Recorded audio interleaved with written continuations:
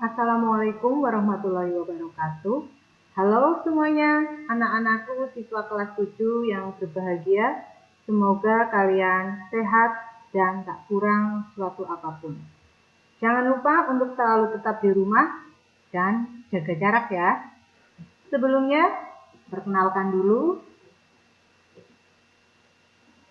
Mungkin ada yang sudah kenal dengan saya ya, tapi mungkin masih banyak juga yang belum kenal. Jadi perkenalkan, nama saya Enita Mufliso.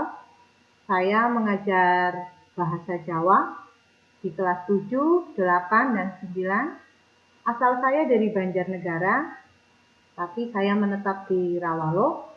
Saya mengajar di SMP Negeri 2 Rawalo sejak tahun 2010. Itu ya sekilas perkenalan dari saya. Nanti bisa dilanjut saat kita bertemu langsung saat di sekolah. Semoga keadaan segera membaik dan kita segera berjumpa. Saya sudah tidak sabar untuk menunggu saat itu dan bisa berjumpa dengan kalian semua. Oke, selanjutnya materi kita pada hari ini adalah PHBS di sekolah. Apa itu PHBS? Ada yang sudah tahu? Ya, PHBS adalah perilaku hidup bersih dan sehat. Kenapa kita harus melaksanakan PHBS? Jawabannya adalah untuk kehidupan yang lebih baik. Nah, sebelum materi saya lanjutkan, saya mau bertanya nih, adakah yang sudah melaksanakan PHBS dalam kehidupan sehari-hari? Ya, kalian apakah sudah melaksanakan PHBS? Kalau sudah, itu bagus. Kalau belum, jangan khawatir.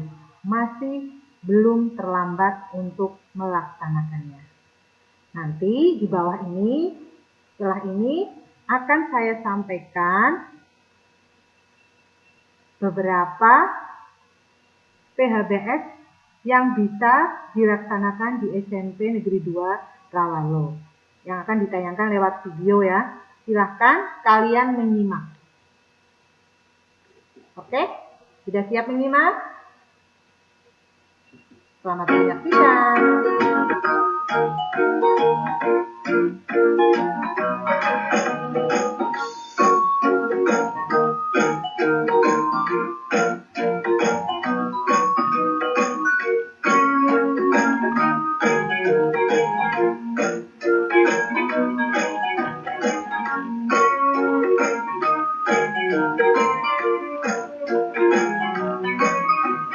Halo adik-adik.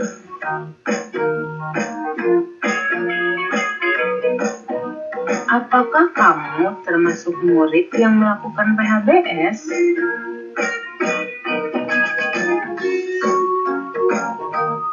Apa sih PHBS itu? PHBS adalah perilaku hidup bersih dan sehat.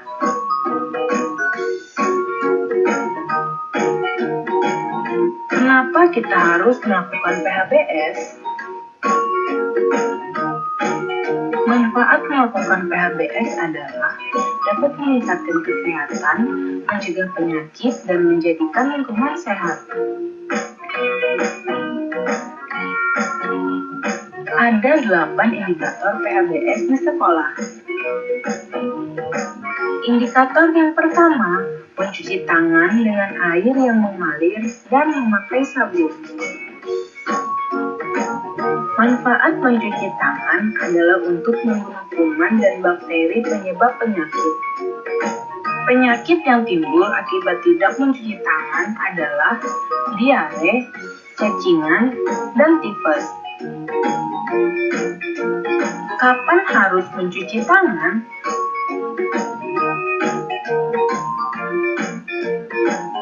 Dilakukan sebelum dan sesudah makan, setelah bermain, memegang uang, memegang binatang, setelah kencing dan buang air besar. Indikator yang kedua, mengkonsumsi jajan sehat di kantin sekolah. Manfaat jajan sehat adalah untuk meningkatkan kesehatan dan kecerdasan. Bahaya jika jajan sembarangan adalah sakit perut, diare, dan sakit berbahaya seperti kanker.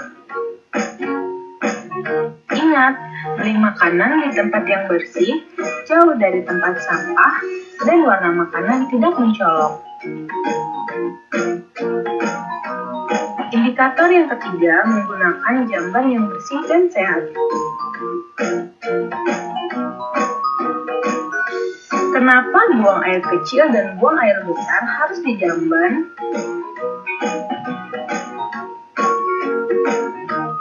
Adalah untuk menjaga lingkungan agar bersih, sehat, dan tidak berbau. Indikator yang keempat, olahraga yang teratur dan terukur. Tujuan olahraga adalah agar tubuh bugar, membantu pertumbuhan dan perkembangan, tidak mudah sakit, dan membuat semangat untuk belajar. Lakukan olahraga sesuai arahan ya, hindari cedera. Indikator yang kelima, memberantas jentik nyamuk. Kenapa jentik nyamuk perlu diberantas?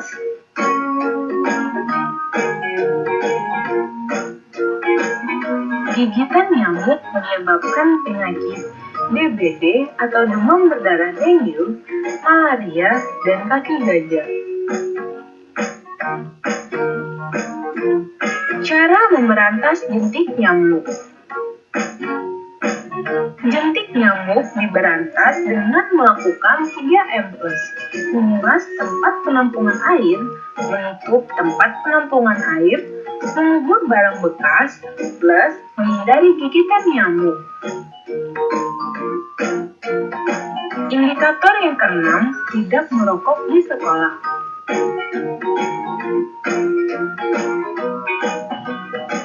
Rokok sama dengan racun.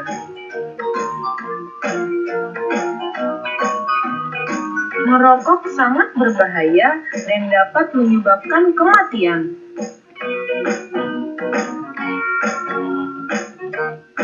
Ingat, hindari merokok walau hanya untuk coba-coba. Indikator yang ketujuh, menimbang berat badan dan mengukur tinggi badan setiap bulan. Menimbang berat badan dan mengukur tinggi badan dilakukan secara teratur setiap 6 bulan.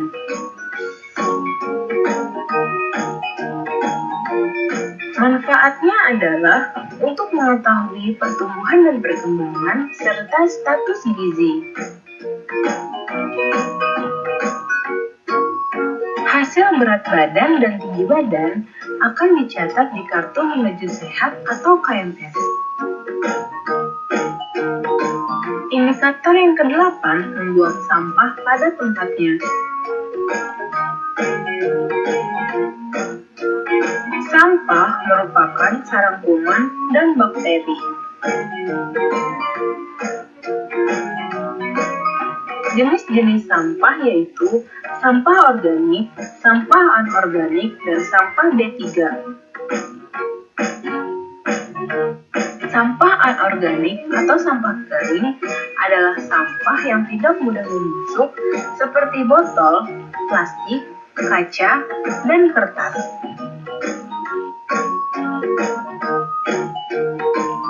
Sampah organik atau sampah basah adalah sampah yang dapat diurai. Sampah organik adalah sampah yang mudah membusuk seperti sisa makanan, sayur, dan daun kering. Sampah B3 atau sampah bahan berbahaya dan beracun. Sampah B3 merupakan sampah berbahaya, misalnya sampah dari limbah rumah sakit dan pabrik. Ingat 3R, reduce mengurangi sesuatu yang menyebabkan timbulnya sampah, reuse gunakan kembali sampah yang masih dapat digunakan, recycle atau daur ulang memanfaatkan kembali sampah setelah diolah. Ingat, jangan buang sampah sembarangan, selalu buang sampah pada tempatnya. Ayo, ber-PHBS, hidup sehat dimulai dari saya.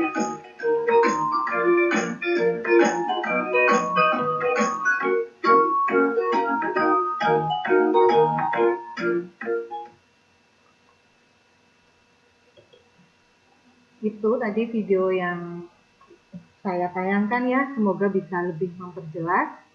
Dari urian video di atas, yang tadi baru diputar, maka dapat saya perjelas lagi. Tolong nanti kalian menyimak ya, karena di akhir materi nanti akan ada tugas yang harus kalian kerjakan. Ya, untuk mengingat kembali tadi pengertian PHBS di sekolah, maka dapat disimpulkan PHBS di sekolah adalah upaya untuk memperdayakan siswa, guru, dan masyarakat lingkungan sekolah agar tahu, mau, dan mampu mempraktikkan PHBS dan berperan aktif dalam mewujudkan sekolah sehat. Ini menurut Depkes RI tahun 2007. Jadi ini adalah kewajiban kita semua melaksanakan perilaku hidup sehat. Ya, bersih dan sehat, perilaku hidup bersih dan sehat di sekolah, kewajiban kita semua sebagai warga sekolah. Oke. Selanjutnya, apa saja sih tadi? Ada berapa indikator PHBS yang bisa dilaksanakan di sekolah?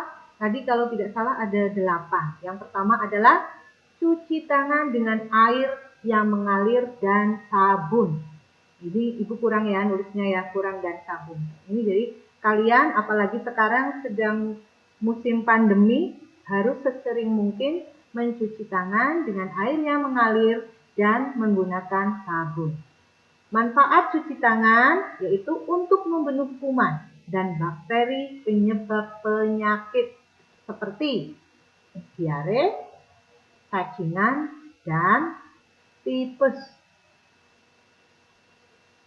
Itu ya penyakit yang disebabkan karena kalian malas cuci tangan. Kalau kalian sering cuci tangan, nanti insya Allah bisa terhindar dari penyakit yang berbahaya. Nah, sekarang kapan sih harus cuci tangan? Kapan ayo?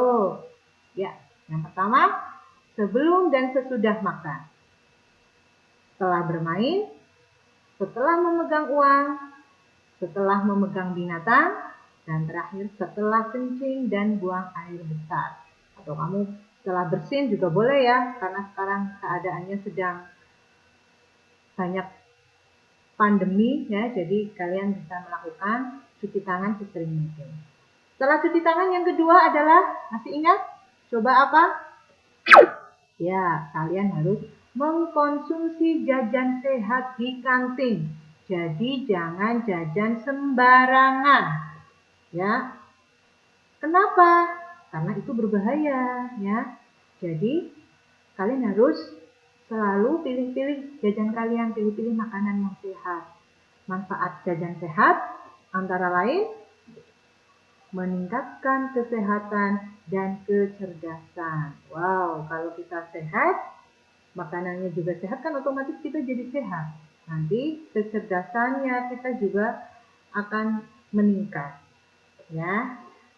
Nah, sekarang bahaya jajan sembarangan. Pertama kamu bisa sakit perut. Wow, kamu sedang pelajaran tiba-tiba sakit perut. Kan tidak seru ya. Lalu bisa diare dan penyakit berbahaya seperti kanker. Ini bahaya sekali ya, bisa menyebabkan kematian ya, kanker ya. Lalu yang ketiga, menggunakan jamban yang bersih dan sehat. Jamban yang bersih dan sehat itu diperoleh dari mana? Ya dari kita semua, kita harus rajin menjaga fasilitas yang ada di sekolah. Kalau kita sudah selesai menggunakan jamban, jangan lupa untuk disiram. Ya. Nah, menggunakan jamban yang bersih setiap kali buang air kecil dan air besar dapat menjaga lingkungan sekolah menjadi bersih, sehat, dan tidak bau. Nah, nanti kamu jadi nyaman di sekolah. Kenapa sih, Bu? Saya harus buang air kecil dan air besar itu di jamban. Kenapa ya? Kalian tahu nggak jawabannya? Ya karena tadi ini, ya kan? Karena untuk menjaga lingkungan sekolah menjadi bersih, sehat, dan tidak bau. Sehingga nanti kamu nyaman saat belajar. Begitu. Selanjutnya yang keempat, berolahraga secara teratur dan terukur. Olahraganya jangan terlalu capek ya. Olahraga itu macam-macam, ada sepak bola, apalah pokoknya yang bisa kamu lakukan sendiri karena sekarang ini keadaannya sedang seperti ini, jadi usahakan kamu cari olahraga yang bisa dilakukan di rumah, yang tidak terlalu banyak orang, ya. Kenapa sih harus berolahraga? Ya, berolahraga itu biar badan kita tetap sehat dengan minimal 3 kali dalam seminggu. Manfaatnya apa saja saat kita melaksanakan olahraga? Yang pertama, memelihara kesehatan fisik dan mental. Yang kedua, meningkatkan kebugaran tubuh. Selanjutnya, tubuh tetap sehat dan tidak mudah sakit.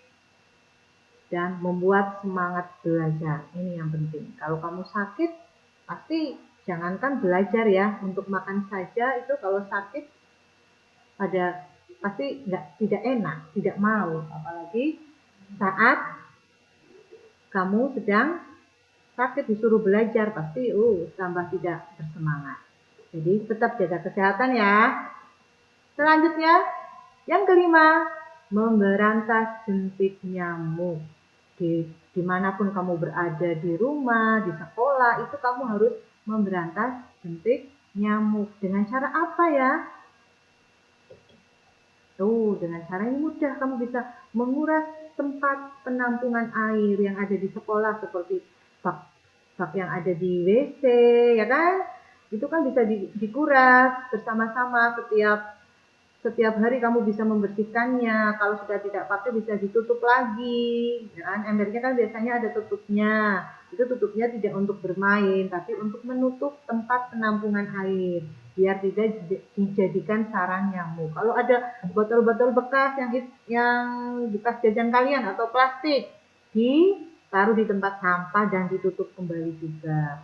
Lalu mengubur barang-barang bekas. Barang-barang bekas itu dikubur ya, biar tidak dijadikan sarang nyamuk. Dan terakhir, menghindari gigitan nyamuk. Kamu bisa pakai lotion atau bisa pakai pakaian yang tertutup ya, untuk menghindari gigitan nyamuk. Nah, kenapa jentik nyamuk perlu diberantas? Ya, karena dapat menyebabkan penyakit. Kalian tahu penyakit yang bisa disebabkan oleh gigitan nyamuk? Ada yang tahu? Ya, yang pertama, demam berdarah. Ini berbahaya sekali. Selanjutnya masih ada lagi ya, selain demam berdarah apa lagi? Iya betul, malaria. Ada malaria, terus ini yang menakutkan sekali adalah penyakit kaki gajah. Itu disebabkan oleh gigitan nyamuk. Jadi kalian harus sebisa mungkin untuk selalu menghindari gigitan nyamuk dan memberantas sarang nyamuk. Begitu ya. Yang selanjutnya yang keenam adalah tidak merokok di sekolah. Rokok adalah racun. Racun kenapa harus dikonsumsi, ya kan? Itu namanya bunuh diri. Merokok itu bisa menyebabkan kematian. Tidak boleh kalian merokok. Ini bahkan kalau kamu ketahuan merokok di sekolah, bisa disanksi. Dapat poin ini sama guru BK, ya. Jadi tidak boleh merokok. Sama sekali tidak boleh. Dilarang. Rokok itu membunuhmu, ya, bahaya karena rokok mengandung kurang lebih itu 4.000 bahan kimia berbahaya. Di antaranya yang sangat populer itu adalah nikotin, ya. Ini menyebabkan ketagihan dan merusak jantung serta pembuluh darah. Wow, kalau jantung kamu berhenti berdetak, itu otomatis kamu bisa meninggal dunia. Yang selanjutnya adalah PAR, menyebabkan penyakit paru-paru dan kanker. Mengerikan ini, penyakit mengerikan itu disebabkan oleh rokok juga ternyata. Dan CO itu menyebabkan berkurangnya kemampuan darah membawa oksigen sehingga sel-sel tubuh akan mati. Ini bukan hanya paru-paru ya, tapi sel-selnya, seluruh sel-sel tubuh akan mati. Mengerikan sekali. Jadi stop merokok, jangan merokok, ya.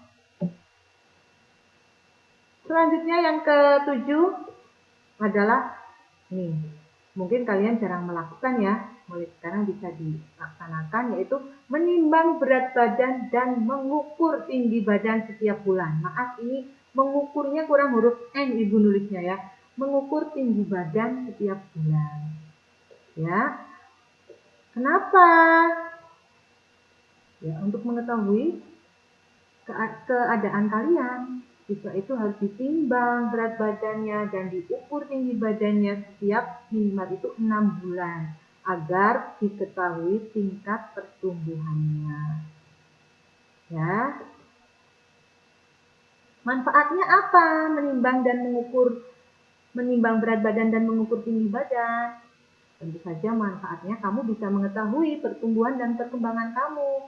Ada yang terganggu atau tidak, apakah baik-baik saja, atau ada masalah, gitu. Terus kamu juga bisa mengetahui status gizi kalian baik, apa yang kurang, apakah saya termasuk yang kekurangan gizi. Nah, jangan dikira orang yang gendut itu nggak kekurangan gizi ya.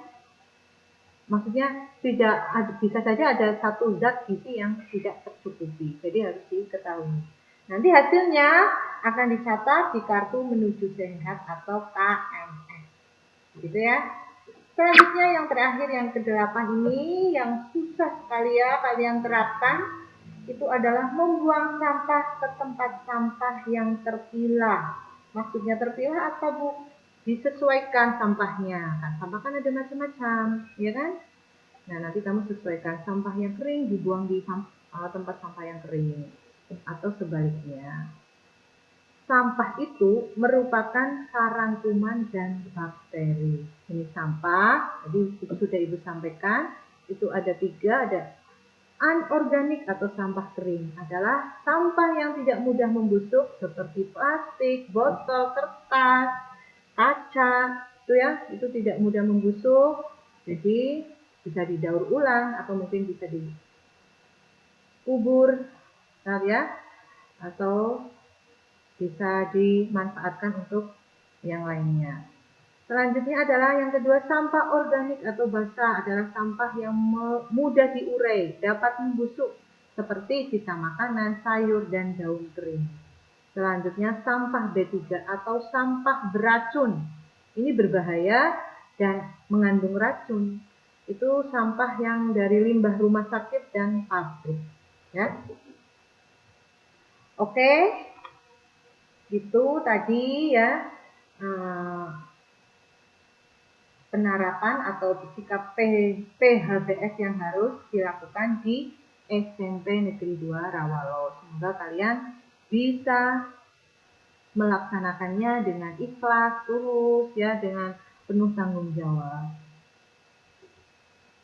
Selanjutnya, semoga ini tidak ada pertanyaan ya, semoga kalian sudah bisa memahaminya. Selanjutnya, kalau sudah, seperti yang Ibu sampaikan di atas, nanti akan ada tugas. Ya, tugasnya jawablah pertanyaan di bawah ini. Yang pertama, kenapa rokok berbahaya bagi tubuh kita? Kedua, kenapa kita tidak boleh membuang sampah sembarangan? Yang ketiga, bagaimana cara cuci tangan yang baik dan benar? Yang keempat, apa manfaat PHBS bagi warga sekolah? Dan yang terakhir, menurut kalian, lingkungan sekolah yang nyaman untuk belajar itu yang bagaimana sih? Nah, nanti tugas kalian bisa kalian tulis jawabannya di kertas yang telah diberi identitas. Identitas ya, nama lengkap, kelas, dan nomor absen. Lalu foto jawaban kalian dan kirim melalui Messenger atas nama Enita Mukliso. Ingat ya, ditunggu jawaban kalian, atau mungkin mau diketik juga boleh. Ya, diketik langsung juga boleh, tulis tangan juga boleh. Yang mudah saja buat kalian apa. Oke? Mungkin itu materi PHBS yang bisa saya sampaikan. Kurang lebihnya Ibu mohon maaf ya, karena di sini mungkin masih banyak kekurangan, jadi mohon dimaklumi. Oke, terima kasih kalian sudah menyimak dengan baik. Semoga sukses. Jangan lupa belajar ya, walaupun di rumah tetap belajar, baca-baca materi pelajaran dan lain-lain. Nanti kalau ada kesulitan bisa ditanyakan. Oke, terima kasih.